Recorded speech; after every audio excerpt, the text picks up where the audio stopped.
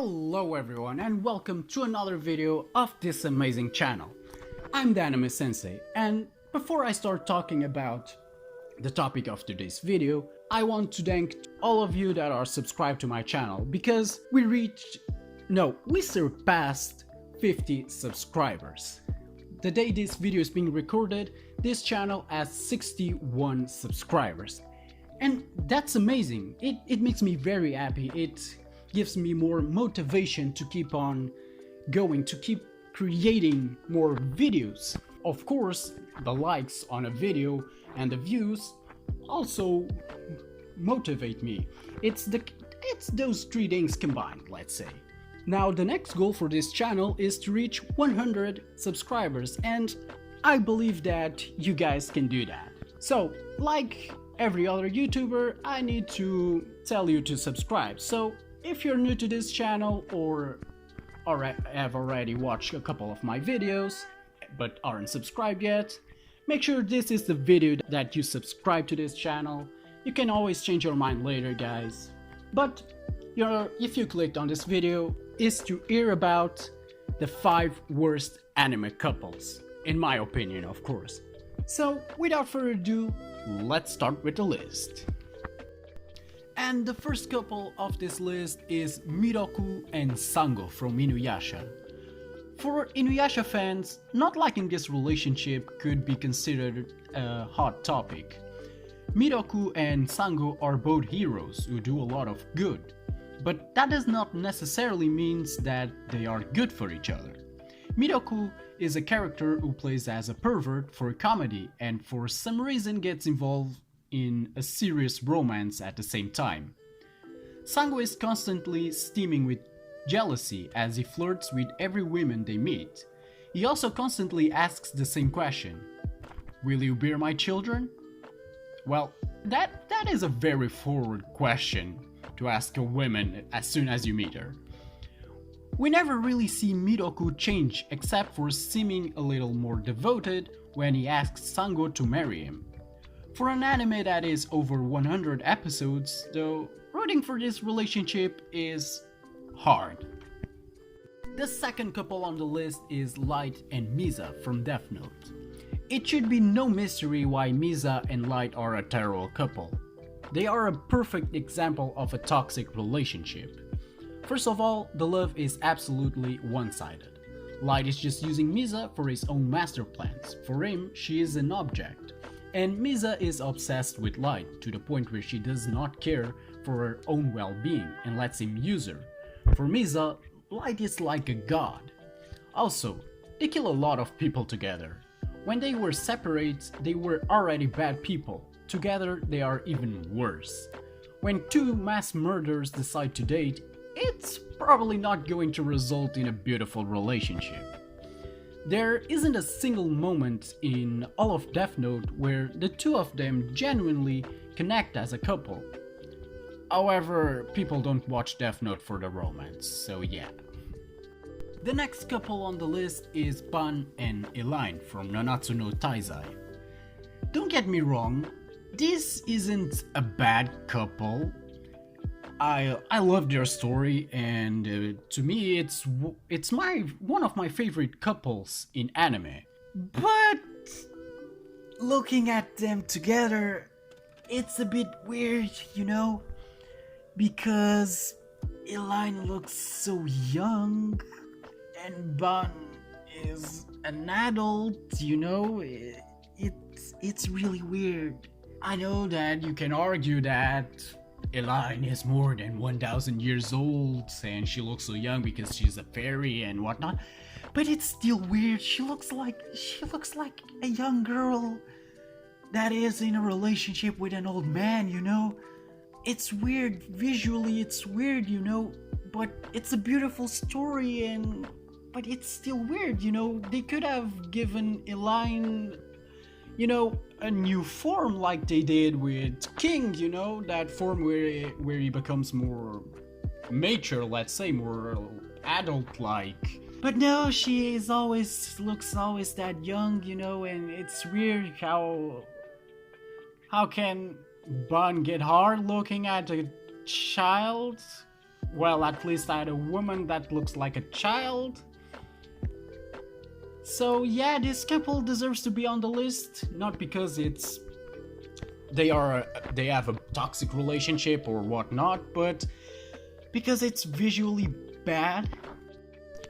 The next couple is a really bad couple. I'm talking about Rei and Nenji Todoroki from Boku no Hero Academia. Angie and Rei's relationship primarily exists in the nightmares of their children. They don't marry for love, but because Angie needs someone with a quirk he can combine with his own to produce a child that would surpass his superhero rival, All Might. When Angie starts acting abusively towards their 4 children, Rei attempts to protect them, only to be physically assaulted for her efforts. Years of abuse impact Rei's mental stability, and she ends up splashing boiling water on her youngest son's face, because his fireside reminds her of her husband.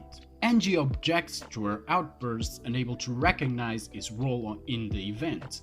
Instead, he decides Rei is simply insane and needs to be locked up in a mental institution for the rest of her life. Meanwhile, he carries on abusing the kids. When the series begins, the two of them are technically still married, but it is clearly a loveless relationship. At least the series isn't trying to sell it as something positive. And the last couple on the list is one of the most controversial couples in anime history. I'm talking about Sasuke and Sakura from Naruto. And I think I should start from the beginning. Sasuke never once cared about Sakura. He never saw her as a potential romantic interest. He always thought that she was annoying. He even tried to kill her several times. And Sakura, even after everything, even after Sasuke tried to kill the Kages and enslave the Bijus, and failed, of course, she just forgives him and accepts him. But this doesn't stop here, because after that, Sasuke is never at home. And even worse, they had a child, a daughter, Sarada, and I don't get how they did it, because if Sasuke is never at home, how the hell did they have a child? And I know that Sasuke goes to the Leaf Village, but it's just to talk with Naruto about Utsutsuki things. It's not to visit Sakura. He still doesn't care about her. But moving on.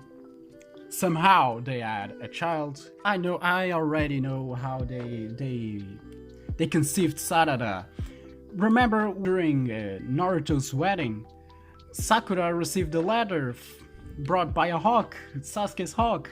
There was probably a sample of Sasuke's semen. It's the only freaking explanation. But moving on. Sasuke and Sakura have a daughter, and when Sasuke for the first time meets his daughter, he doesn't even recognize her. He tries to kill her. He points a freaking sword at his daughter, and then he realizes, oh, you're my daughter. Oh god, what have I done? What the hell, dude? This couple doesn't make any sense. They were just put together to conceive another Uchiha, that's it. Sasuke is just with Sakura just to have children, that's it. And they only had one, because if Sasuke really wanted to, to bring back the Uchiha clan, he would have more children, but yeah. Maybe in the future, Sarada will have a younger brother, who knows, or sister, I don't know. But yeah, I think that this couple is really bad.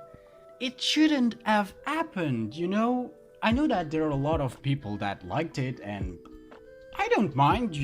It's your opinion. Everyone has his own tastes, and I'm not saying that Sasuke should have stayed with Karin. No, I'm not saying that. I'm just saying that because of the lifestyle that Sasuke has, maybe he shouldn't have have a romance with anyone, you know? He shouldn't be more like a lone wolf because he's never at the village. So having a family, it's almost impossible for Sasuke. And we saw that when he first met his daughter, he didn't recognize her. He never cares about Sakura. So I think that Sasuke should have stayed alone. Because the only thing that Sasuke cares is maintaining peace, investigating the Otsutsuki, and if he discovers something, he only goes to Naruto to talk about it, to inform Naruto, and that's it. That's Sasuke's life. He can't have a normal life. And even after every crime that he committed, he tried to kill the Kages and enslave the Bijus. So yeah, it's a really bad couple. And that's all for today's video, guys. I hope you enjoyed it. If you did, smash that like button.